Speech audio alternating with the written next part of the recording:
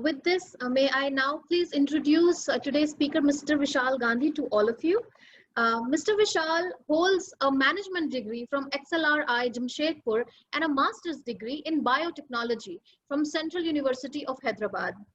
He is the founder and CEO at BioRx Venture Advisors Private Limited, and he has an overall 20+ years of strong experience of deal making in terms of investments, mergers and acquisitions, and due diligence process exclusively for healthcare and agri sector. He is amongst the top 20 dedicated healthcare investment bankers in the country. Well, he has been a mentor in 20+ life sciences incubators, namely IIT Delhi, Roorkee, IIT Kanpur, CCAM, Hyderabad, BBC, Bangalore for past couple of years. These technology-based incubators are definitely your starting point for being a bio-entrepreneur. And Mr. Vishal has worked very closely with these incubators and the incubatees. In fact, most of the companies that he supported with BioRx were startups. Prior to BioRx, Mr. Vishal has held senior positions in Yes Bank, Ranbaxy, OnQuest, where as an entrepreneur, he started venture with Dabur Support, and which is now rupees 500 crore plus revenue venture catering to niche molecular diagnostic services for cancer and Dabur Research Foundation. Vishal is a member of various task forces of industry chamber like FICCI, CII, ASSOCHAM, and PhD CCI. Also, he has been mentoring startups at CIIE of IIM Ahmedabad and IIT Delhi for a decade now, and now has been actively associated with many life sciences focused incubators and has a niche experience of policy advocacy and has had contributed to first ever national biotech strategy document published by Department of Biotechnology, Government of India through FICCI in the year 2005. Now with this, Mr. Vishal Gandhi will be presenting a short introductory presentation with you, and this webinar is going to take more of a fireside chat kind of environment. So it will be more of question answer round for our audience, where I will, as a moderator, ask questions about Mr. Vishal Gandhi's journey to being a bio-entrepreneur and how, what were the challenges and how did he achieve it. And before we do that, I would like to launch a poll at this time so that Mr. Vishal Gandhi, being the speaker, would really be able to connect to today's audience. So I request everybody who is now here there will be questions popping up on your screen and we want you to answer them. So I'm launching that poll now. I'll give you around 4 to 5 minutes to finish this poll. And please let me know if you can see this screen on your computer. So these are some basic introductory questions. I would like to request the audience to answer these. So the first question is, what is your current level course that you're pursuing? Are you a bachelor's or master's, PhD, or you've completed your PhD? The second question is, what is your level of interest to become bio-entrepreneur? How interested are you? Is it low? Is it moderate? Is it high or very high? The third question is, what would you like to do in next 2 years? Are you planning to study further and completing your course or picking up a job in the industry? Fourth is, which sector of biotech attracts you the most? We have, I've given the multiple choice here if you're interested in more than one: bioagri, biopharma, bio-IT, molecular diagnostics, stem cell and gene therapy, biofuels, or any other. Yes, please. We'll wait for another 3 minutes for you to finish this poll. We'd like to give everybody an opportunity to fill the answers to all these questions.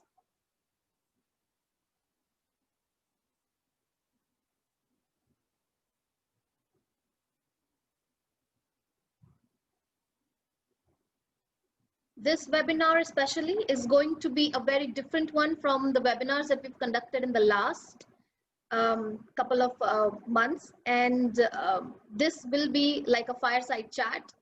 So all your questions that you have requested in your forms are also being addressed during the talk by Mr. Vishal Gandhi. And if there are any additional questions which you would like him to answer, we will address them after his talk. In the live chat box section, you can put these questions.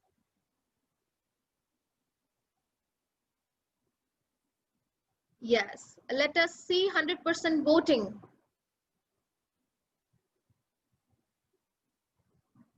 I'd like to request everybody to fill in their answers.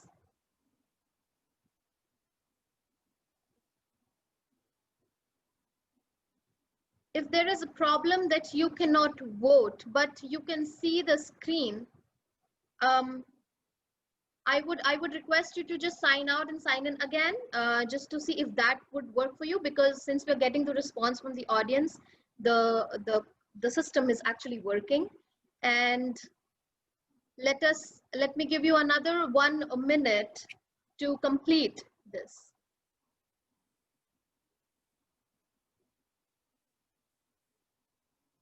It's good to get an interactive audience with us for this webinar today. I thank you all for answering these questions. Can we aim for at least 90%? It's 70% voted till now.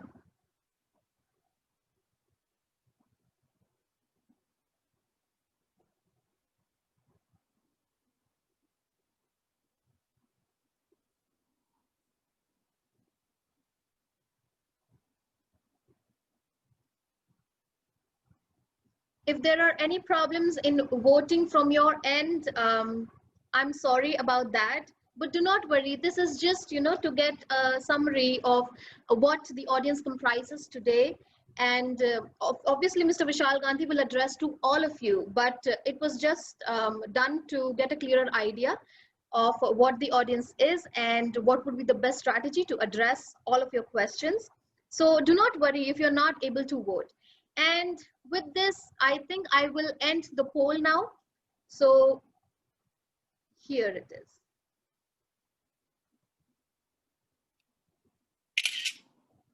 Yeah, so I think, Mr. Vishal, are you able to see the results on your screen? Yeah, for the first question, I'm able to see, but for the rest, I'm not able to. Okay, no problem. If I scroll down, are you able to? Yeah, I can see the second one now. Yeah. Right.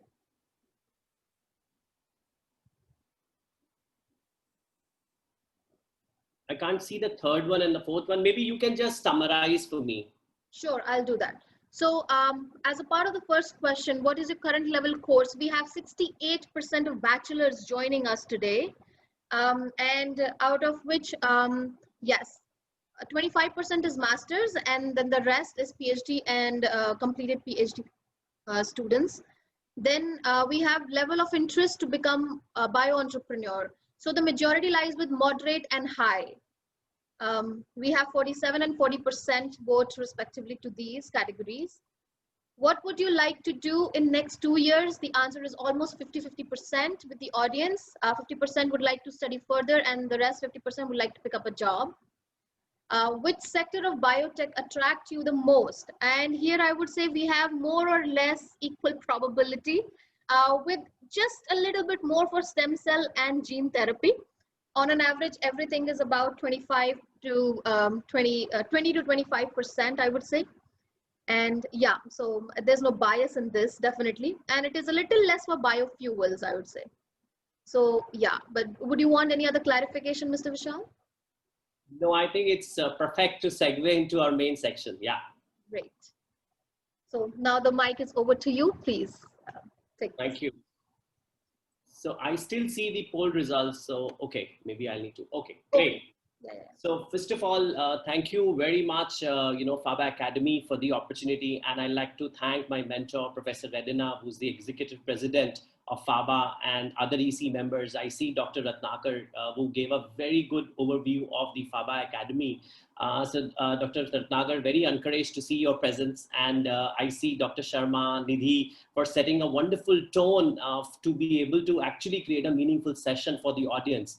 So I do recognize many more people, but in paucity of time, I may not be able to recognize everybody. So thank you very much for coming over on my personal behalf. And, it's really, really encouraging to see. And, I think the stage is set. I really wanted to know what audience am I interacting with, because I think, as Nidhi mentioned very clearly, that it's a fire chat. But what I must say that, is we have got about 500 plus registrations, and I think we've got 400 questions. Keeping the limitation in mind that, we've got an hour, and we devised a method initially that there was no plan to actually have a PPT, but then we literally thought that it would be a good idea that at least 300 questions, which were seeming to be common for a lot of people, we thought we'll try to address that as a setting the tone through the presentation. And as Nidhi mentioned, that we will also be taking the questions online. And in case if we are not able to do that, please feel free to reach to Nidhi. And, I will certainly, ensure that each one of you get your questions answered offline as well. And of course, my contact details, everything will be there with Nidhi, and you can always reach out to her so that, like your all doubts are cleared. And I will try my best to, at least clear all your doubts as far as entrepreneurship is concerned. So with this note, thank you once again, even my wonderful audience. I think you have been patient for last 20 minutes to listen to the background, but I think it was really important. And I think entrepreneurship starts actually from the market research. So you should actually know who you're addressing to, and that's the reason, Nidhi and I actually yesterday worked on it to understand that what are my audience, if I don't know my audience and what kind of content I'm going to deliver, it may not be valuable. So with that note, I move to my first slide. So basically, I would say that last 20 years in India and particularly across the world has been actually the year for IT. And biotech was seeming to be very promising as a sector, but it hadn't delivered the way we all expected. And that's the reason we all picked up a course, biotech. And that I did my master's in biotech in 1997, and I started, and in 1999 I finished, and I did my thesis work with Professor Redina. And that's the time, the biotechnology as an opportunity was very limited, and but I was lucky enough to be able to get to another very good place near my home, which is still an organization called Dabur Research Foundation. But let me actually tell you that what the future of biotechnology is, So you all must be knowing something called digital therapeutics. And as Steve Jobs once said, that the biggest innovation of the 21st century will be the intersection of biology and technology. And a new era is beginning like the digital one. So I'm sure, you must have attended the previous webinars, and I have also been sneaking through those webinars. And Dr. Ratnakar did mention about how technology could actually play a very important role in delivering the life sciences and healthcare more efficiently, So I feel that we are at a very right time. So all of you who are pursuing the course in bio or in any field of biology, it could be botany to zoology to biotechnology to anything which actually connects with biology, you are at a right set, because next 20 years belongs to biotechnology, because the stage is set for biotechnology. We actually didn't know what will work and what actually will work.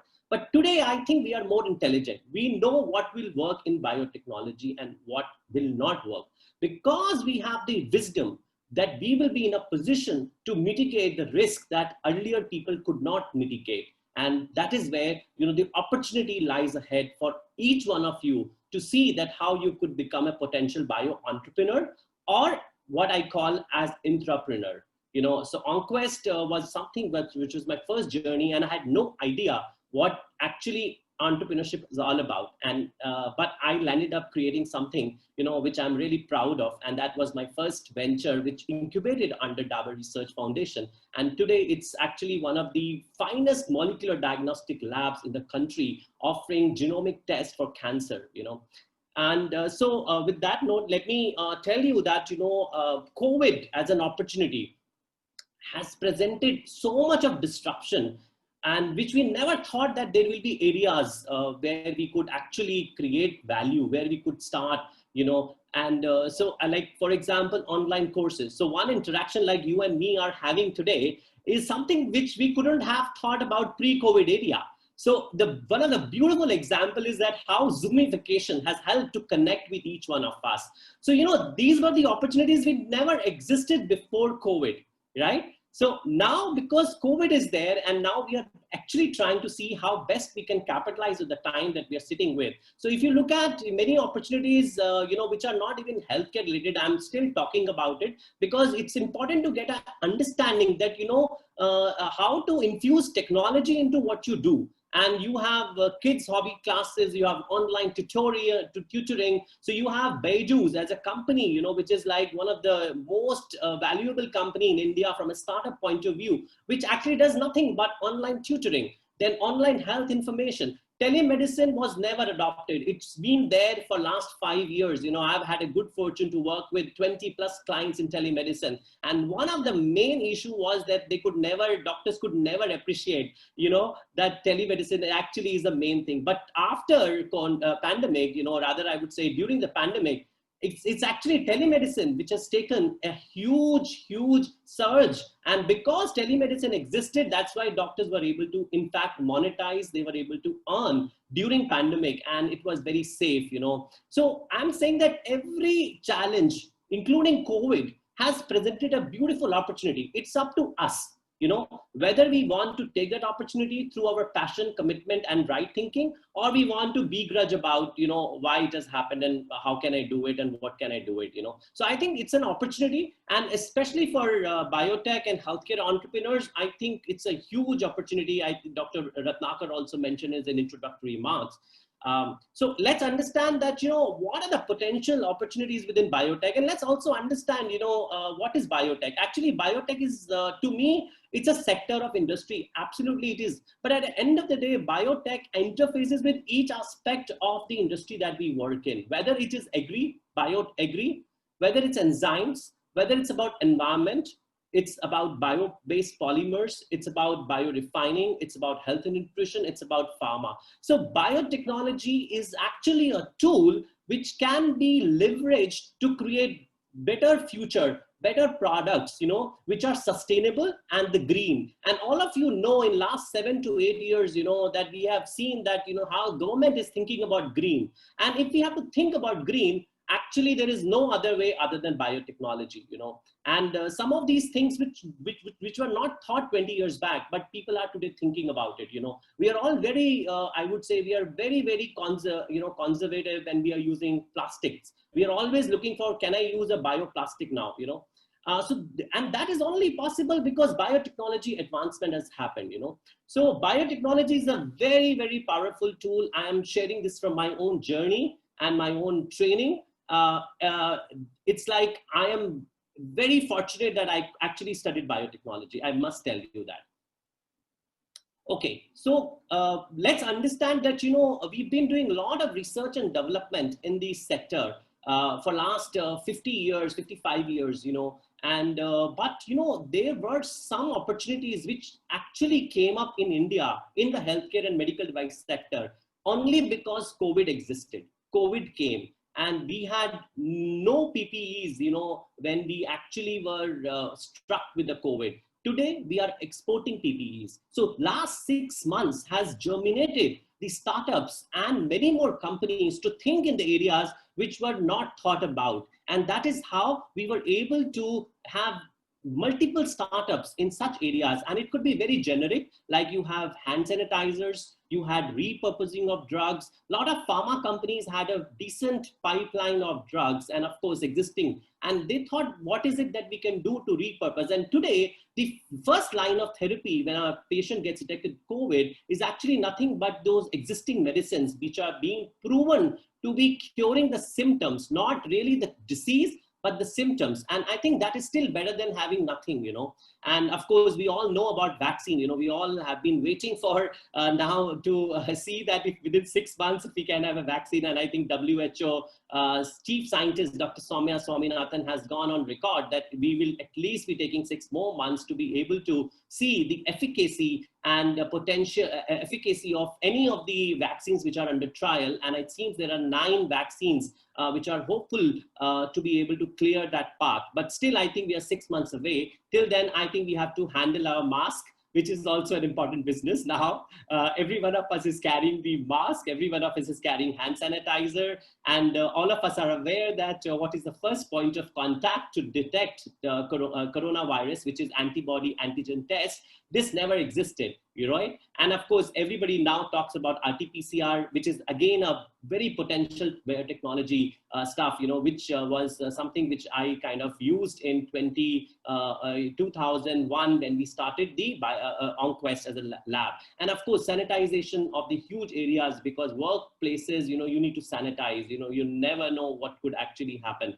And there's a very beautiful area which is called thermal scanning, how thermal scanning can be used to at least, map and identify potential suspects of COVID. So these are the opportunities which never existed. 6 months back, nobody talked about it. But today, our Prime Minister has gone into the record saying that these are the opportunities where India is now exporting, ventilators. We never had enough ventilators, but today we actually are exporting ventilators. So look at, that how each challenge actually gives rise to an opportunity. Now let's talk about why bio-entrepreneurship, and I think bio-entrepreneurship, the need is very, very clear that certainly there is a need to have a bio-entrepreneurship, because we all need to have a better products, which are green in nature, and only possibility to have better products is actually when we adopt a technology like biotechnology. So what is this cause? How does it get triggered? It actually gets triggered with the scientists like you potentially, develops an idea, invents something, and then share with the world, and of course, as you actually create a solution, you will also be able to monetize on that solution. And then of course, the profit, whatever you earn, you will also give it back to the society. And of course, it's also your personal win as a scientist that you're able to create value for your own self, and I think it's a win-win situation. So if you look at, when I was a student 20 years back, I could never think beyond 2-3 subjects. Today, when you talk of health tech, there are almost 50 plus business models in health tech which have been funded. And I have had a good fortune again to support many of them, in various areas. Nobody could actually thought about there is something called genomics. Nobody could think about rare disorder as a business opportunity. Nobody could think about sleep medicine. We were not taught anything on toxicology when we were students. We were not taught that there is something called an area called women health. And today in India, in last 5 years, if you look at the companies as startups which got funded, majority of them are in women health formulations, So it's so interesting. The microbiome, we never heard, but it is actually the most interesting, promising technology now onwards. Of course, I think some of you also mentioned when Nidhi started a poll that regenerative medicine, cell therapy, gene therapy, of course, these are potential technologies, these are disruption technologies. And it's so amazing that, how these technologies will give rise to the personalized medicine, because we have been talking about personalized medicine for the last 20 years, because one of my research work in Ranbaxy, which I will be sharing during the fire chat, was about personalized medicine. But I think it was more hype than reality. But I think we are now getting closer to the reality, which is personalized medicine. So there are many more areas, like wound care. In India, there are 30 plus startups which actually started their business in wound care in last 7 years. So it's amazing. Of course, I think we've spoken about health tech, but actually for me, agri is also an important sector. And I have seen, when I was a student, I could only relate to something called BT Cotton. I had nothing beyond that. But today, you look at the businesses model in agri tech, which are also hugely funded, which talks about crop tech, forestry tech, insect farming. I have actually been supporting a company which is into biopesticide, amazing company, doing a great work. Aquaculture is an interesting area, agri-fintech, livestock. We have not heard about all these opportunities, but trust me, these are the opportunities today which are hugely funded because they bring a lot of value, and that's the reason I'm again and again saying that you are at the right time to start your bio-entrepreneurship. So whether you start an entrepreneurship or whether you actually become an intrapreneur, today you have only 2 options. Today you don't have an option to become an employee of a company. Nobody likes to actually work with a person who thinks he's an employee of a company, because most of the biotech companies in India and of course elsewhere are actually, if you look at from a life cycle perspective, they are startups, And so it's important that each and every employee, even if you want to pursue a career as an employee, you must think like an entrepreneur. You must think that what can I do to contribute to the company, very meaningful, and how I become a small stakeholder in the company. And why I'm sharing this organogram for you is because this will segue into a very interesting, development that, all of you have actually an opportunity to take role in any of the boxes that are mentioned here. So one is, of course, the pillar of any company starts from research and development. And so which is very, very important, because if you don't do R&D, then you can never create a differentiated business. But I think what is more important, that is the tagline that I generally talk about, that how we can accelerate innovation to marketplace, because that is important. And once you're in market, how do you make an impact? And that's the most important part, because if innovation does not bring a societal value, then I think we are undermining the innovation. So while innovation has a great potential, so we must ensure that it reaches to all the people that it matters to. So if you look at the overall organogram of a company, chairman is somebody, who's the overall owner of the company. And then of course there are executive positions, which is president and CEO. And then you have R&D department head, you have operations, you have quality management, marketing and sales, finance, administration. So, today I can tell you that people who are life sciences graduates and postgraduates, they can take care of any of the positions. I have seen people who actually have a degree in bio, and some of them are brilliant quality managers. The people who have a degree in bio, they are brilliant marketing sales, because today you need domain expertise to be able to become a marketing and sales of an organization. Today, if you're going to sell vaccine, nobody's going to, look at you just because, you are a sales and marketing head, but they also need to engage with you because you understand the subject. Even for that matter, HR manager. So most of the biotech companies, the HR manager has a degree of biotech or a degree in life sciences, because then they can understand that what the HR actually, what the employee goes through, what could be the career path for them. So I feel that, we may not need to restrict our path only to the R&D.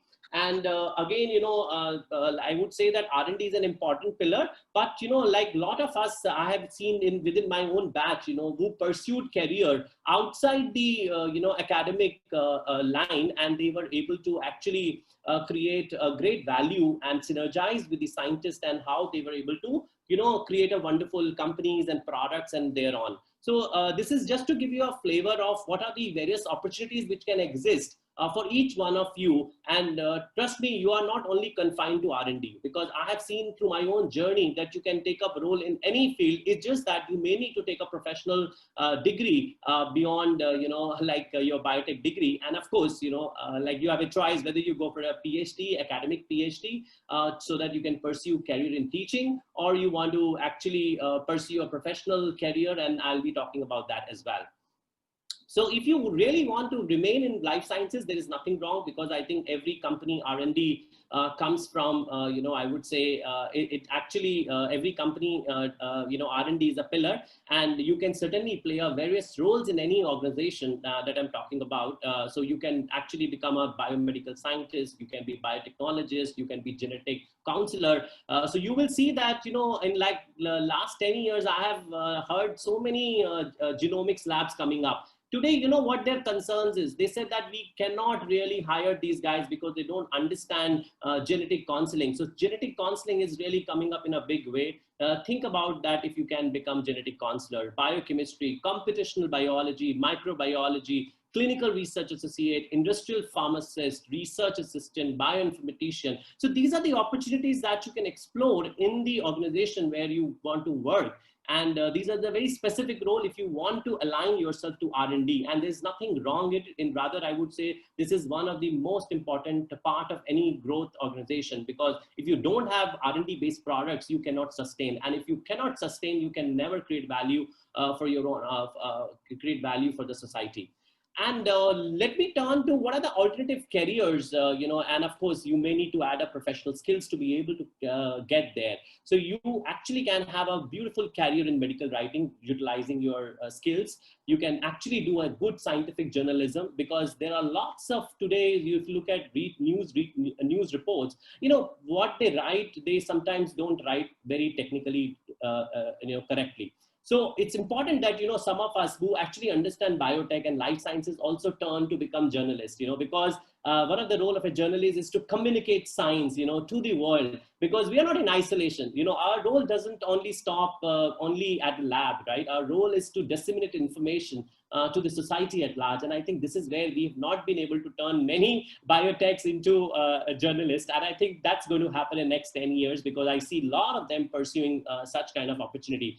Healthcare informatics, Dr. Ratnakar comes from Tech Mahindra, and I think one of the vertical that he looks into is healthcare informatics. And it's a huge opportunity. Today, you look at any big company, IT company, their 20 to 30% of revenue comes from healthcare vertical. And that's the promise we are talking about, And of course, what do you do just with the data? You need to also analyze, you need to use the tools like AI, machine learning, and many other tools that are emerging to be able to make sense of the data, and then how you can develop better tools, which are digital therapeutics, because as I said, digital therapeutic is the future.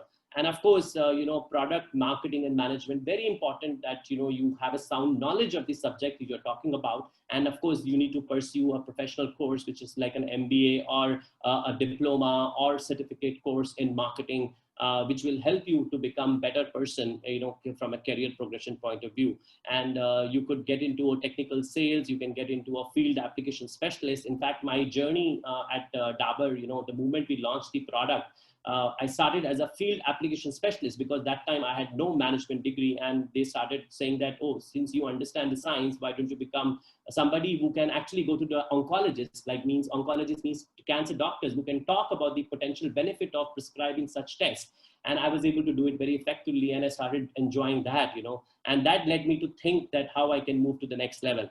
And of course, you can explore career in market research, business and finance consulting, and venture capitalist. This is again a very, very interesting area, and I'll be talking about it during the fire chat with Nidhi. And one of the very interesting area I feel personally, which is very rewarding, is becoming a patent attorney, because today, you can't become a good patent attorney if you don't have a domain knowledge. But of course, you need to have an LLB after your bachelor's or master's course in bio subject. And most of the headhunting people today in the industry who are working in biotech sector, they actually have a degree in biotech or health sciences. And of course, one of the very, very important aspect of any industry is regulatory affairs.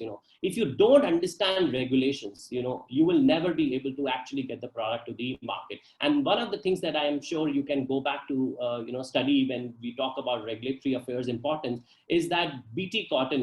Today in the country, we had such a wonderful technology. When we were students, we were introduced to this technology, but it actually didn't see its true potential. It's because we never had people who could understand regulatory science, because they always felt that there is a potential risk, and there was nobody to assess the risk. And that's how, this technology was never leveraged to its true potential.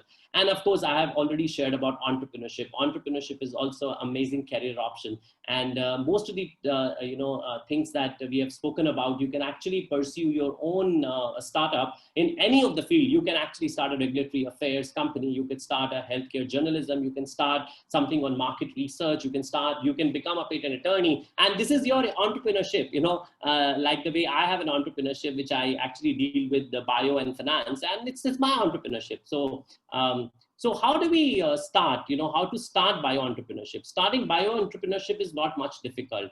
So you need to have a unique science related idea. And of course, the idea should be problem-based, a solution for some specific problem. And of course, we need to be very careful in choosing an issue which is quite relevant to the society and that needed a solution. So I think this is very important. So if you look at all the biotech entrepreneurs in the last 20 years that we have seen in India, Some of the ideas, they never were required to be in first place. And that's exactly what happened to collapse of their business ventures, and they could not even raise funding. So I think it's very important that you must do your homework, and that's exactly what is called market research. So without market research, you are doomed to fail. Let me be very clear, because that's not the scientific way of starting anything.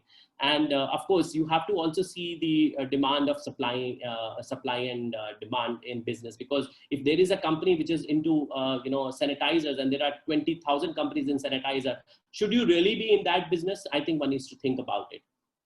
And there are ample case studies in bio-entrepreneurship in India. I don't even have to talk about any elsewhere in the world. We have fantastic companies starting from Biocon to Bharat Biotech to Shanta Biotech, to many more companies. And I had a good fortune to work with them, all of them as early as starting 2005 because of my role at FICCI. And I was able to actually do a lot of policy advocacy work. And I had good fortune to work with almost all of them. And I have seen that how they have grown from year 2005 to now, and I'm sure all of you are aware of such names, and I would encourage you to go to their website, find out more about them. So what are the key aspects if you decide to start an entrepreneurship development, what are the key aspects that you need to look into? Of course, what is very important is mindset. If you are a defeatist, if you're not going to actually, undertake challenges in life, then I think entrepreneurship is not for you. You need to have a very, very good risk-taking mindset. Because when you do something different, there will always be, devilish forces which will come. And, I'm not finding a right word, but devil forces means that there will always be pressures to be able to say that, oh, why are you doing it? You don't need to. You can get into a comfortable job. So I think it's very important that you have a power of determination. You must be very thorough with what the idea that you want to work upon, and have a right team, that you want to work with, because a founder is not just founder, for me, I can actually start with 2-3 companies because I'm in a service business. But if you are trying to develop a vaccine or a monoclonal antibody, or you're trying to develop an antibody drug conjugate, you need people, who can complement all the skill sets. You need a biotechnologist, you need an MBA guy, you need an IP, you need a regulatory person. If you don't have, you will never be able to see the light of the day. Of course, if you are able to see the light of the day, it's good. But I think it's important now to really recognize that the failures that have happened in last 20 years across the world in biotech, they need to be captured so that you are in a better position to be able to, make returns for your own self and for the society. I think that's very, very important, because it's the public money. Most of the research at the end of the day, early research gets funded through the public way.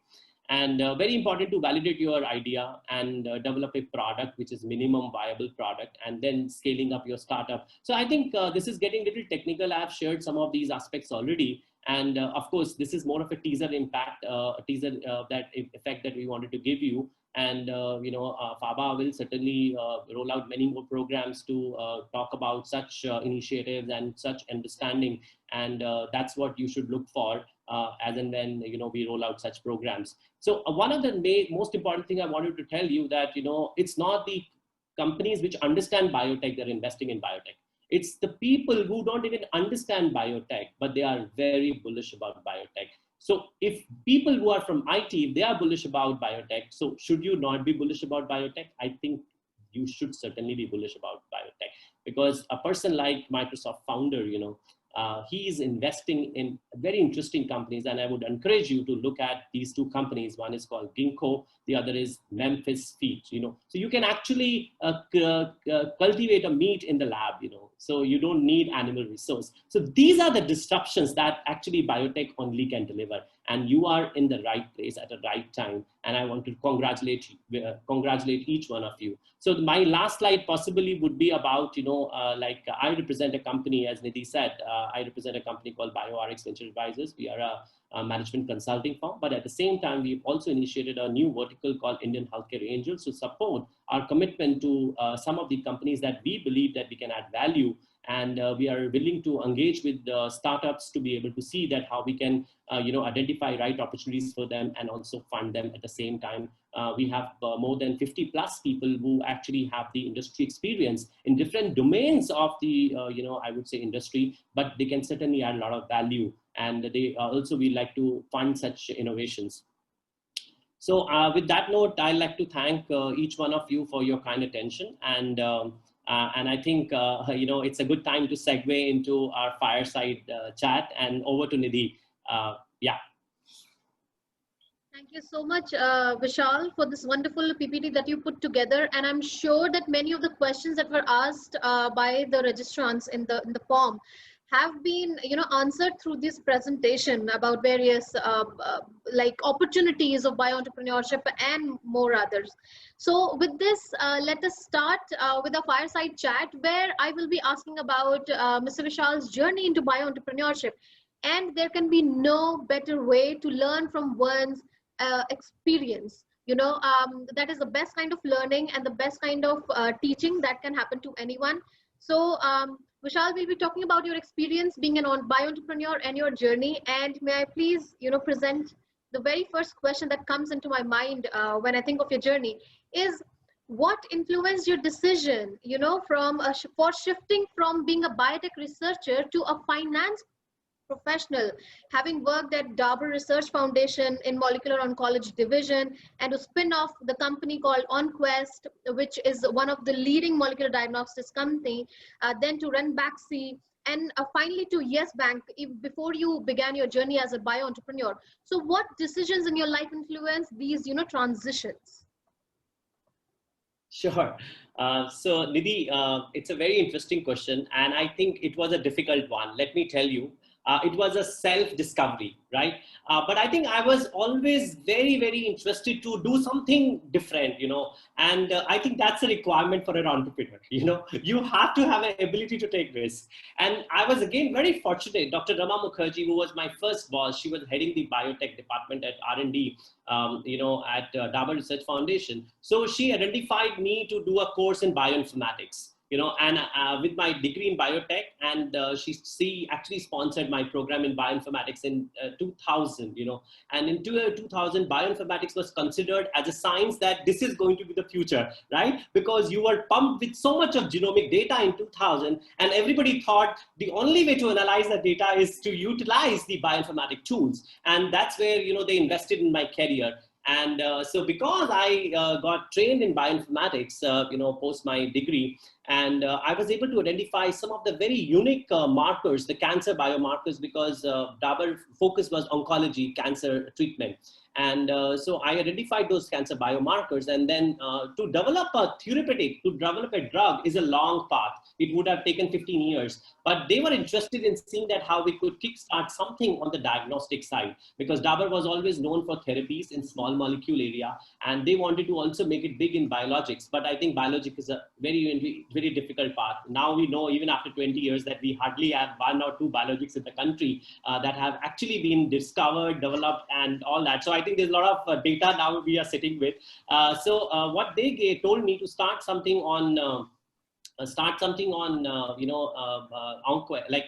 even the name, they told me to identify, and and the first logo and the name and the branding, everything I did, and I had no background of business at that time. But I think what was really important, that somebody trusted me, but I think somebody trusted me because I was actually very eager to respond, and I used to work almost like 14 hours a day, and at that time, I was called research, associate. And that time, none of the research associate was able to actually devote that kind of time. And so she said that, yes, Vishal, this is your passion and I'm going to support you. So, when you get a right mentor at a right time, and before that, I think my journey with the industry started with Professor Redana's lab.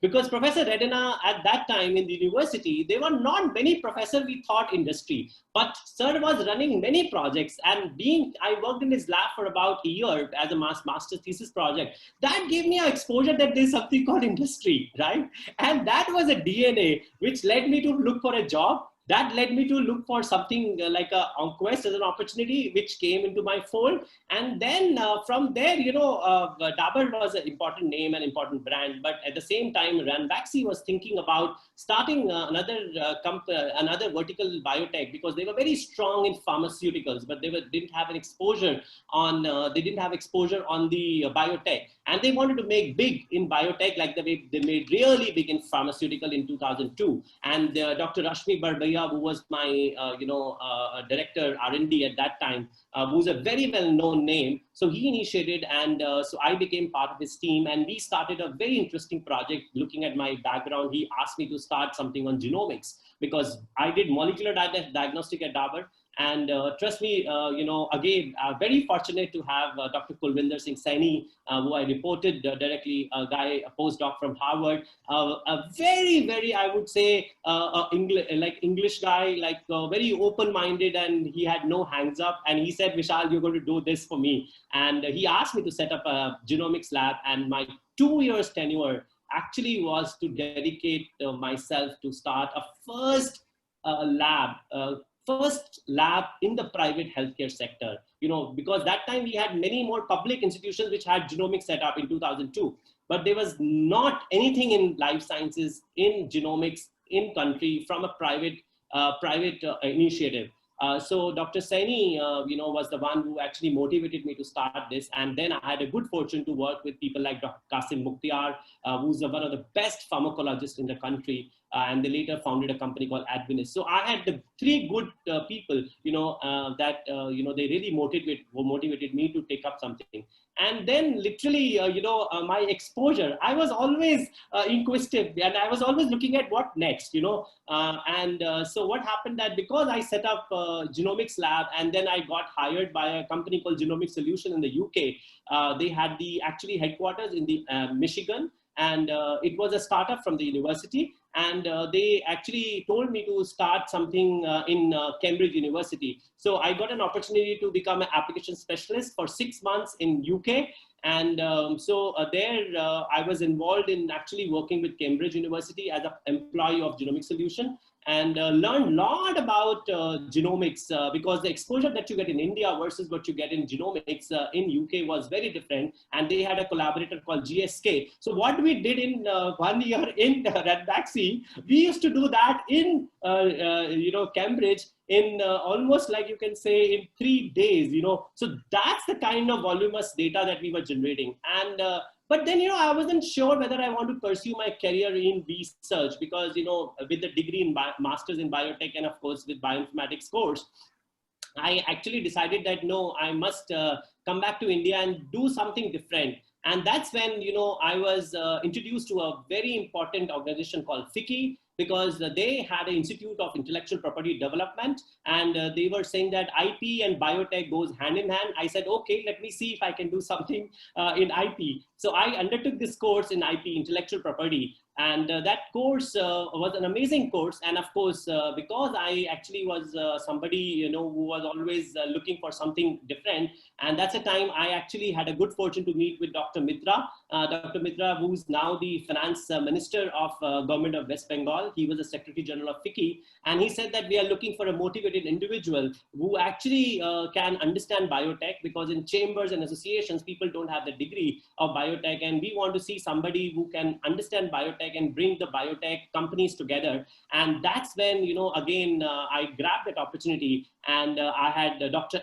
Krishna Ella in 2005 as the chairman of biotechnology, and I learned a lot from him because I was able to travel, we led almost 7 to 8 delegations to other part of the world. And that's where my journey of, business started, because, I'm talking to business people and they would talk about business language, and I had no idea what they're talking about. And that intrigued me to still think about something in business management. And traveled to many parts of the world, very good fortune to actually get the training from FICCI, and worked with people like Kiran Mazumdar Shah in 2005. And that time Department of Biotechnology was headed by Dr. Bhan, a very dynamic leader, and our dynamic minister, I would say, Kapil Sibal. And because I got that exposure, and I was able to identify that business management is the thing for me now, and I got trained at Accelerite, joined Accelerite, and from Accelerite, I got exposed to many facets of healthcare finance,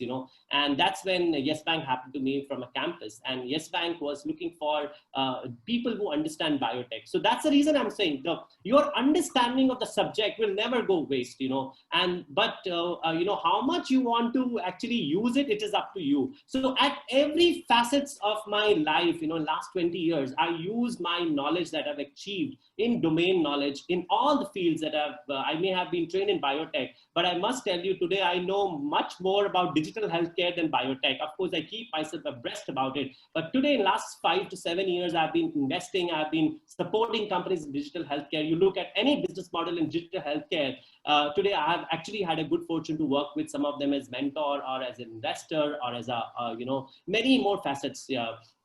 So Yes Bank happened, and then I think that was a very, very interesting thing because no exposure to finance, but I learned everything in Yes Bank. And again, a very dynamic person. I think Rana actually believed in entrepreneurship, and he believed in intrapreneurship. So I did not even ask for any shares in the company, and I was given 15,000 shares. Nidhi, I had no idea what value it will be bringing to myself, because I could have negotiated more. As a student, you had no idea what you are getting, and whatever you're getting, you only look at the salary. You don't look at the other perks. And I was given 15,000 shares. I said, oh, that's really decent. I had no idea what value it will be in the future. And that became, I think, the last then 6 years career in Yes Bank was a very, very interesting career, because that's when I was able to actually interact with almost 1,000 companies in biotech, pharmaceuticals, hospitals. You think about any good biotech, decent sized company or a pharma, or we actually were able to work with them because we were preferred. Like I actually was hired to position Yes Bank as a most preferred partner for the country, and that's exactly what we were able to achieve, and had good fortune to again work with the best of the best people, and we actually clinched a very interesting deal with Zydus. I can talk about many more deals that I worked on, but one very interesting deal we inked with Zydus was there is a company in the US called Prolong Pharmaceuticals, and they had this technology called pegylation. And they wanted to bring that technology to biosimilar development. And in 2007, in 2008, we were able to in-license that technology to India. And that's how, my interactions with Zydus started. And many more companies came forward because everybody wanted to explore biotech as an area, including Wokhard to Shanta Biotech, to all those companies, So I would say that, it's an exposure, and it's also your good fortune. It's also about your ability to always think beyond your realm. I could have been just biotechnologist today, sitting in one of those labs and doing, only back-end work, But I think it's because I was actually always looking to do something new and leveraging on what I know of and taking an extra risk always, and of course, supporting family and mentors who always guided me to take that risk. And I can't thank enough my family, because when I jumped into bioentrepreneurship, which is my BioRx, my daughter was just 2 years old. And I'd like to thank my mother and my wife for supporting this decision, because the future is not bright for any entrepreneurship, but they did support. And I think they really, they feel now I made the right decision. And I'm very, very, happy. And I must tell you that I still sometimes don't earn the value that I was earning at Yes Bank 10 years back. But the kind of satisfaction I get, the kind of contribution I make to the society in general, some of these things I can't share in the open because a lot of it is IP development work. And but it's a great satisfaction, and I think it's my humble contribution to the society, because I'm biotechnologist, not because finance can be learned by many people, but people who know biotech and they can learn finance. I think that is something the rarest which has happened to me. And I think that's how I have been able to carve out a beautiful career. And eventually I would like everybody to think, what is their SWOT analysis? In management, we call strength, weakness, opportunity, and threats. So one must think that what I need to do. And I think it takes an exposure. You need to really, it's something you can't learn. Of course, you can learn from me or somebody else, but I think you also have to undertake your own journey, right? I may have reached where I am after 20 years and I've learned my own difficult journey. Maybe somebody can do it in 5 years, I'm sure, because now we are in an age where we can learn much faster. And of course, we have people, who can also, make them learn. So I did not have that luxury at that time, because every time I was actually taking something new, I had no idea about policy advocacy. But Nidhi, I must tell you that because I got exposed to a minister like Kapil Sibal and Dr. Bhan, and I got involved in first ever national biotechnology development strategy, and so that led me to think that, economics really played an important role. And that's exactly how I got introduced to a world called bioeconomy. So bio-entrepreneurship and bioeconomy goes hand in hand. And I think we are all aiming towards $100 billion bioeconomy in this country by 2025. So I think with that note, maybe I'll hand it over back to you. Thank you so much, Vishal. There are two things which I can, just very confidently say from your answer. One is having the importance of mentors in your life is so important for your growth as a person in your career, professional or personal life, anything. So having a good mentor in your life really is the key to success. And second thing is never ending zeal and enthusiasm to keep learning and keep growing. As Vishal said, what's next? He was always curious to know what's next, and he never feared to take that step forward and take the past experience with him forward. Otherwise, many people are very much scared to leave their comfort and move forward. So definitely, thank you so much, Vishal, for this wonderful answer. And Professor Redana had a question for you. So if I may invite him to ask that question. Sure. So Vishal, wonderful presentation. I just wanted to ask you, what made you to join the industry when you had the opportunity to do PhD in Dr. Reddy's Research Foundation, and you had CSIR fellowship to do PhD anywhere in the country? Short answer. Yeah. So thank you, sir, for asking this question. So basically, sir, I think it was an exposure like in your lab. And I felt that, let me, get used to what industry ecosystem is all about. And then maybe identify that what I want to do. Because after immediately masters, one was the factor that I had to, come back to Delhi to be able to serve my home, because, we had a finance constraint. And certainly, with the fellowship of that, I think that time the fellowship, CSIR fellowship was 5,000 rupees. And that wasn't enough, because my brother supported me with my master's education. And of course, we had a support from DBT for 400 rupees scholarship that used to get. But that wasn't enough, because my expense was 2,000 rupees, and I was only drawing 400 rupees from DBT as a scholarship. And so I think one of the main thing which drive me to take up a job was actually to start earning for my family, because I lost my dad very early when I was 10 years old, and we had seen a very difficult days, and I wanted to see that how I can, at least make my mother's life comfortable, because she has really gone through and she has really worked hard to raise us, and I didn't have luxury to actually continue my PhD, but I was really determined to see that, what can I actually do later on. And sir, I think you are already aware that I'm on a path of completing my PhD now in management. The conventional path is after MSc PhD, and specifically when somebody gets the fellowship. But anyway, that is the unconventional way, and you also had the motivation to work in the industry, and you took that path. Yeah, go ahead, Dr. Nidhi. Great. Yes. So, Vishal, I have another question for you.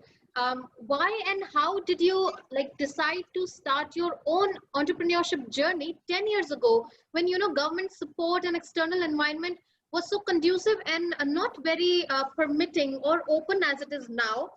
Since there are many options that are very much open to everybody to start their own companies, we have technology-based incubators and everything, but nothing like this was there 10 years ago. And what motivated you to start this bioentrepreneurship journey of yours? Sure. So Nidhi, one of the very clear gap when I worked in industry for 5 years before my MBA, and after MBA I worked with industry, finance industry, I clearly understood that the industry doesn't understand the financial aspects, and financial people don't understand the industry aspect. And there was a very clear gap. And I think to start an entrepreneurship, you need to identify a gap that I spoke about during my presentation. And I could see that there is a gap which exists. And of course, as my family supported, and of course I had enough capital to be able to take risk because of my work at financial institution, which was quite remunerative. And but I really didn't want to sit in my comfort, because the moment comfort happens in life, there's no progress. You have to shake yourself. And if you don't shake yourself, entrepreneurship is not for you, because you will always be subjected to many trials and tribulation in life. And I have seen the worst. When I was 10 years old, I had seen my dad.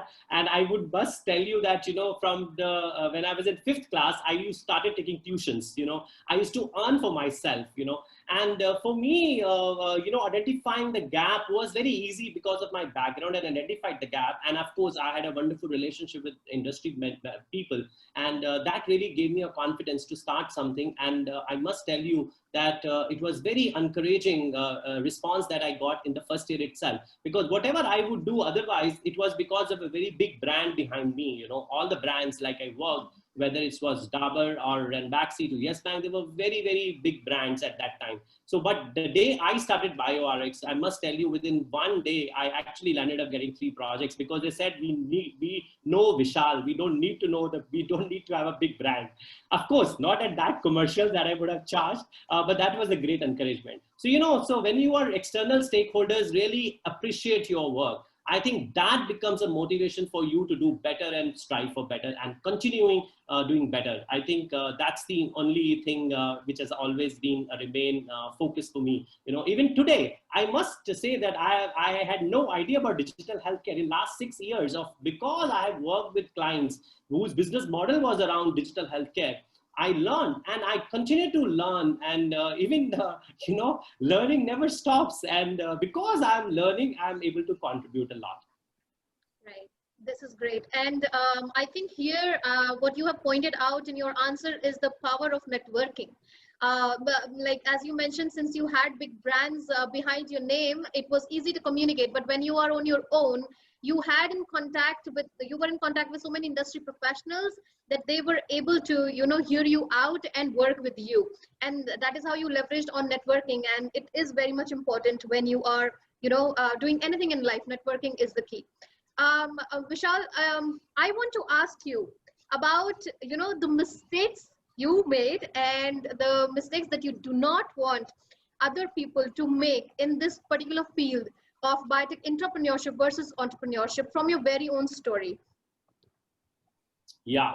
So Nidhi, I must say that I am a bio enabler. Of course, I'm a part of the bio journey, but I'm an enabler. So a lot of things may not really be holding very true when you want to start a bio entrepreneurship. So I think one of the things is that you must, before you pursue your bio entrepreneurship, you must have a deep market research idea that, what I'm working on, is it required or not required? Second is, protect your intellectual property. I have seen lots of people going into the market without even having a proper intellectual property. Third is the team. If you don't have a team, and if you are a single co-founder team, you are not going to lead anything in biotech, because it's very difficult. And you have to think a scale. You can't think biotech, okay, let me start a company for India. Biotech is actually a global business. Today, there are lots of companies in India, if you look at, they have turned their business globally, and they get more business from global than India, rest of the world, than India, actually. So you have to think that I'm starting a business which is going to be a global business, because health and agriculture impacts all of us. So I think there are certain elements that you need to always keep in mind before you start your journey. So to me, if you're starting a journey, don't start with the team where you have 4 biotechnologists coming with an idea, and because mistake is going to be 4 times. But if you have a team member who's very strong in biotechnology, who's very strong in management, who's very strong in IT, who's very strong in regulatory affairs, who's very strong with corporate affairs, I think your chances of likely to sail in the journey, difficult journey of bio-entrepreneurship, is certainly going to be much, much, much more fruitful than otherwise, And this is what I'm sharing with you based on the analysis that I have done for almost 1,000 bio-entrepreneurs that have been supported by the government in last 10 years. And I have been, almost, you can say, part of some of these exciting startups. But of course, when they come to you, that time the damage has already happened, and there is very little leeway that you have to resurrect them. Right. So background work is very important if you're planning to start your own company in every aspect. With this, Vishal, may I ask you another question? It is very interesting to know about your experience and to learn from them. I have I want to know your insights on emerging trends in life sciences ecosystem from 360-degree, perspective. Like how to leverage these emerging trends if a person is now thinking of being a bio entrepreneur. Sure.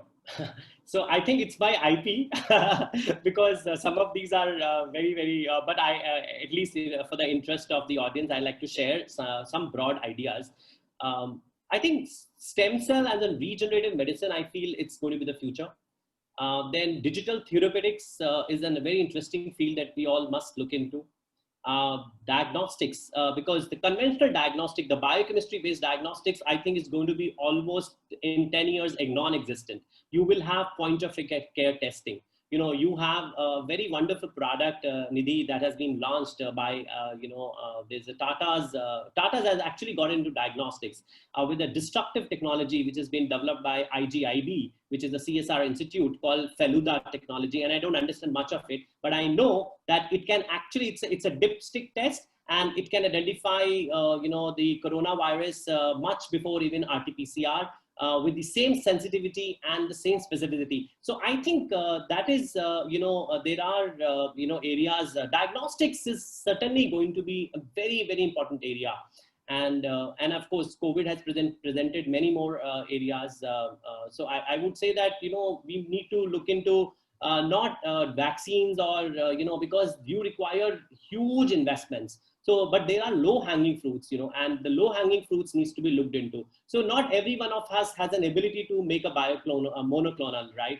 Even Bioscon, after 50 years of existence, struggles to actually get approval for a monoclonal. So I think we need to identify our own chart, and we need to see that, what are the emerging trends? Be watchful. I think there is no substitute of you are doing the homework, because you are a bio entrepreneur. You have to be watchful. But I can again and again say that, the future belongs to you. The biotech is a sector which is actually going to be the most emerging, sector in next 20 years. The way we have witnessed IT industry in last 20 years, the future is biotech for sure. Okay, that's great. Vishal, I have this another question for you, which I would like to know your perspective on the gaps in the ecosystem, in the Indian ecosystem for fostering bio entrepreneurship and starting your own companies. So what are the existing gaps, and what should the audience be mindful of when they are starting to think of their own company, setting up their own company? Sure. So I think, first of all, I must say that, the ecosystem that India has developed in last 10 years, particularly, is much, much, much more strengthened, than what it was, when we just graduated. So it's a great encouragement that the government, and especially led by Department of Biotechnology and BIRAC, has created a lot of initiative. You think about a scheme, they have it. But at the end of the day, what is important is that how your business model, you identify those gaps. You need to identify those gaps, and you need to work with people. And I think you use this word called network. I think if as an entrepreneur, if you don't network, you will never be able to get there. Don't wait for people to come and tell you something. You need to go and initiate that, because ultimately it is your bio-entrepreneurship journey. When we are doing an entrepreneurship, there should not be any shame. I think you must be convinced that why you are doing it. And if you are convinced why you're doing it, there is no reason for you to be shameful. So I chase my clients shamelessly. And that's what they like about it, because they think that if you are going to chase me shamelessly, I'm sure you're going to also work for us shamelessly. And I think that's what is appreciated in today's world. No, I totally agree. And I know there's a lot of inhibition in everyone, in each one of us. And this needs to open up, the way we communicate, the way we want to get things done, the way we want to sell something that we want to sell. We need to be shameless. And shameless does not mean, being, insulting somebody or something. No. Shameless on your part to dissect every feature of your product so that the person has to take it from you. So you have to have that in you, and there's a lot of inhibition in the initial stages, but it comes with practice. Everything comes with practice. Yeah, And so I would say that the better word to shameless, which I used, it should be conviction. Because if you have a conviction in your idea, the whatever challenges will come in your path, you will traverse through them and make it a big, for sure. So I think again, coming back to the power of determination and conviction. right, definitely. And with this, Vishal, I have this question for you about a program that you actually launched in 2013. It was called Bio Accelerate. And could you please tell us a little bit more about it? Okay, so Nidhi, in 2012, when I started BioRx, I actually started thinking that what can I do to increase entrepreneurship in biotechnology area. And so again, I had a very good fortune to work with partners like IIT Delhi and National Institute of Immunology. So we came forward, and that time Dr. Chandrima Shah was the director. We came forward to start a program to see that how we can help people who have innovations to make it to the next level of marketplace. And we presented this idea to DBT, and I must tell you, Nidhi, there was a bit of a resistance, but they supported us completely. I didn't have to spend even a single rupee towards the program, and it became like a great public-private partnership and a great encouragement. And we have Dr. Ella inaugurating that, personally coming to NII. We have Dr. Renu Saroop, she is now the secretary. Earlier, she was the managing director of the BIRAC. So, this was the country's first private-public partnership, which is called Bio Accelerate. And which was purely funded by Department of Biotechnology, and so I really want to, thank them, because they really, gave me so much of encouragement for this bold initiative. But because of the restriction in my timing, because I have my own full private business and it's not a profit-making kind of a venture. But I can tell you the contribution from that one program, we had identified 25 I would say largely PhDs. So they were actually screened, and largely PhDs from NII, JNU, and many more places all over India. So they came forward, they learned about 3 days, and that's the time we have Professor Vijay Raghavan, who's now the scientific advisor to the Prime Minister. He had just taken over as a secretary, and so he gave an inaugural address, and that set the tone, and he encouraged each one of them to become a bio-entrepreneurship. To pursue bio-entrepreneurship. And I must inform you today that out of those 25 lives, those who got trained, and I was one of the faculty members, 10 of them are bio-entrepreneurs, and of course, they did not start journey immediately, but today out of those 25 lives that we took complete responsibility of, 10 have turned bio-entrepreneurs, and 10 of them actually are in part of the ecosystem, and that ecosystem is actually helping bio-entrepreneurship to move forward. So we have one particular case in point that I can share, which is Dr. Palela, who is the Chief Operating Officer of CCMB, CCMB CSIR Institute Incubator. He was also one of the participants, and that's how his journey to IKP started, because he felt that it's important to become, enabler. Because not everybody can do science, right? So you have to have people who can do science, the people who can think policy, there are people who can think finance. So you need everybody to be able to make a success, to make sure that the innovation reaches the marketplace. So I think I'm very personally happy that, that was the outcome. And today also I continue to enjoy a very good relationship with all those 25 lives. But we certainly want to reinitiate that. But I think it's just that we need to find a kind of a commitment. I need to renew my determination towards that. But I'm very committed to see that how bio-entrepreneurs can be emerged, and meaningful bio-entrepreneurs can be emerged, which can contribute to society. Because, they're at the end of the day taking money from the society. They are taking taxpayers' money. The research money is coming from taxpayers' money. So if you don't bring products which are meaningful products, you are not doing justice. Then you are only developing your own career, and you're actually not doing anything else more than that. Exactly. I totally agree with you. And to let everybody know that although this program was launched in 2013, and this, as Vishal mentioned, this was about teaching the aspects of bio-entrepreneurship. So BioRx, which is Vishal's company, has tied up with FABA Academy to launch these programs for all of you too. And very soon we will be launching them and letting you know the inside information of these programs. when we are ready to, recruit some of you to take up this educational education for being a good bio entrepreneur and learning those key aspects of bio entrepreneurship. And with this, may I also, can I pose some questions from the chat box, Vishal? I think there are just one or Please two, go I ahead. guess. Please go ahead. So there is this one question, and it's about, I'm from biotech field, but I don't want to start my startup related with biotech.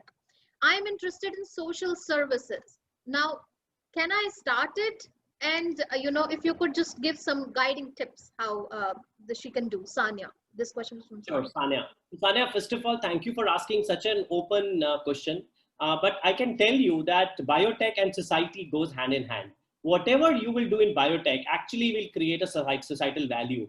And there are a lot of social entrepreneurs who are utilizing biotechnology as a tool to serve the society. So you are not, thinking different. Only thing is that you need to change your perspective that, you want to contribute to society. The biotechnology certainly is the way forward, And of course, given the time limitations, we can't engage further on this. But I think it's very important to think that if you want to become a social entrepreneur, certainly biotechnology has to be leveraged. Right. Okay. Let me see if we have another question, or may I request the audience to put one last question if you are interested. Okay, there is another question for you, Vishal. Do you think bioengineering is a field of great scope and potential too from a business perspective, bioengineering? Yeah, absolutely. So bioengineering and biotechnology, I would call it like an analogous, so bioengineering is very important because today, if you were to, develop products which are to be accessible and affordable, I think the only way is to utilize the technologies like fermentation. And so when you're using fermentation technology, you need to engineer the bacteria and the other, other expression systems. And that's where the potential of bioengineering needs to be harnessed. And I would say that please look up for a word called synthetic biology.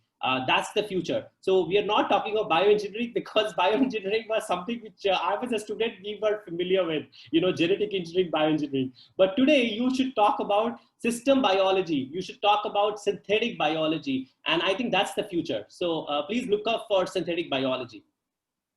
Great. So we have Manav asking, we have Anita asking you to please elaborate more on career opportunities in genetic counseling and scientific journalism. Great. Okay. So if you look at lots of genomic based companies in India have come in last 15 years, which never existed before. And of course, it's very difficult for them to scale up business. But I think only business which will get scaled up when you have enough genetic counselors, people who understand genetics and who can counsel the patients. And I think that is where the genomics, as I said, the next wave of biotechnology intervention will be happening at a diagnostic level. And within the diagnostics, it's the genomics which is going to actually be the mainstream. Of course, genomics has been a science there for last 25 years that I'm aware of, but genomic has never been, leveraged to translate that into, I would say, therapy treatments and making, what should I say, mainstream decisions by the doctors. So today, most of the clinicians, they shy away utilizing genomics data because they don't know how to interpret data. And this is something I'm sharing with you from my own experience in 2002 when I did market research for Dabur. And I realized that most of the oncologists who were prescribing those tests, they had no idea about something called BRCA1, HER2/neu expression and all that. They said, we need somebody who can interpret this for us and give us so that we can prescribe the right medicine to the cancer patient. And I think that trend continues to be like that. So I feel there is a huge requirement of genetic counselors because a lot of businesses are coming in the genetic counseling area. Big companies who never had any thing in biotechnology, they are thinking to get into genetic testing. And I think that's the future, one of the very promising sector that India owns today. And there are specialized courses in genetic counseling that you probably can look up. So Vishal, there's a question from Kailash. He's saying, I'm a biomedical engineer working in hospital in Madurai and also started my startup for biomedical equipment sales and service. I'm not able to concentrate on both job and business and shall quit my job. So shall I quit my job or continue? But the business doesn't feed me as well. So he's actually scared to quit the job and is trying really hard to make the decision between job and the business balance. It's a very interesting question, and thank you so much for asking this question. So my suggestion is, please pursue your basic degree. It's very, very important, that you actually pursue a basic degree, because you will need to utilize whatever you will learn in your semester 5, 7, 8, 9, whatever semester systems you have, to make your entrepreneurship journey more interesting and more fruitful. And so there is no replacement to the knowledge that you will gain. So as I said, that whatever knowledge I have gained in my master's in biotech, I'm able to still leverage that today, and I'm strengthening it. So if I would not have been in biotechnology field, I don't think I would have actually been able to, develop my career the way I have developed it today, because, the deep understanding is required. And if I would have left in between, I think I would not have even understood what fermentation is all about. There are many aspects that are important. And so my suggestion is, pursue your education. And at the same time, start talking to people, network with people, because nothing stops you to network. Nothing stops you to pursue your dream. But please pursue your career first, and your professional course first. And then after that, please, get into entrepreneurship. Yeah. And meanwhile, use this time to identify people who can complement your skill sets. Very important, because this is an area, which is biomedical maintenance, is a huge area. But if you look at today, there aren't many companies which have scaled up well. There are not many companies which are more than 100 crore in turnover. I have personally, worked with some of these waste management, biomedical, medical device companies. Very difficult to make it as a business, because it's a service at the end of the day. But I'm not discouraging you to think, not think about this line. I'm sure there will be some new way to integrate technology to develop it as a better business. But please pursue and concentrate on your education at the moment. I think there is no replacement to that. Right. Thank you, Vishal. And may I just ask you like one more question? And due to restriction of time, guys, you're free to post your questions. If they're not answered here, you're free to post your questions and to me, write it in my email, or you have Vishal's contact. You can actually write those questions to him as well for addressing. So definitely do not think that your question was not answered. We're trying our best to answer as much as we can. But if it doesn't happen, please feel free. And if you don't find your answer from any other questions, answers, because sometimes everything is related. And so please feel free to write to me. So Vishal, may I ask like the last question maybe for this webinar, which is, can a non-bio background individual go for bio entrepreneurship? Absolutely. So I think what is required, and I can tell you that in India, there are some businesses which are today very, very established businesses. They actually didn't have anybody in their team as a core team member who had biotech business biotech background. But they certainly looked for a team member who actually had the biotech background, and they made that person co-founder. And as that person became co-founder, he brought all that knowledge, the skill sets, and that's how the today I would say that some of these companies are very interesting companies. So there are 3-4 biotech companies today which are very interesting in India, which are not relatively known, but they are actually founded by IT guys. Shanta Biotech example. Yeah, absolutely. That's great. Vishal, there are a lot of questions that I see. People are putting different subject names, but what I think they're trying to get the answer to is they belong to a certain field of bio, and they want to, do their start their own startup or continue with another field of life sciences. So, in that regards, what is the best strategy to go about it? In terms of first finding out the like the landing pages, like the websites, which can help them give the direction of how to approach in the field that they're interested in, or finding some internship in the field that they're interested in. So they're asking for your guidance behind if they want to switch fields. when they're starting their own startup, or when they want to continue their own education for a better career. So what is your advice for that? Yeah. So my disclosure in the beginning is it's a difficult question. It's a very, very difficult question, and I don't have the right answer, but I will try to make an attempt towards that. I think the starting point is, network. And the second point is that talk to people who understand science of your idea, science deeply, because tomorrow you may think that this particular innovation is really an innovation. And when you actually talk to your patent agent, and patent agent tells you that it is already protected, somebody has already protected, then what's the point of pursuing it? Because somebody tomorrow will come and sue you, right? Because it's the intellectual property which needs to be thought through. And please talk to the IP attorney, talk to people who actually can help you validate your business idea. I think because you're going to spend a lot of time in, further in pursuing your idea. And if your idea is not worth pursuing, it's try to kill it, and I'm reminded of sharing one very beautiful line, which I learned from Rashmi Barbaya, who was my boss at Ranbaxy. He said that in India, the promotions are given to be able to move forward when you are showing a progressive scenario, like you have to take a molecule from A to B. And because you have to take a molecule from A to B and it doesn't deserve to move from A to B, but you're still taking it by falsifying the data. And then you are actually killing the innovation which may deserve this money to be able to take it from the B to C. So even if you fail, it's fine. You will still get a promotion. But don't unnecessarily say that you are a successor. So it's okay, because in biotech, a failure is a norm. We must understand that, Biotech, if you are in a biotech sector, we are bound to be failure. But if you actually do your homework well, you will succeed with a better probability. That's all I would like to say, that better probability if you do your homework well, and you continue to do your homework well during the journey of your startup, because each time you have a startup life cycle, at different challenges will come. And how beautifully you maneuver those challenges, how you beautifully you mitigate those challenges will really help you to move to the next level. Yeah. Right. So thank you so much, Vishal, for putting up this plethora of information in front of us. And I can already see in the chat box there are so many compliments congratulating you for the successful webinar and for the information that you've shared with the audience, and the dimensions of that.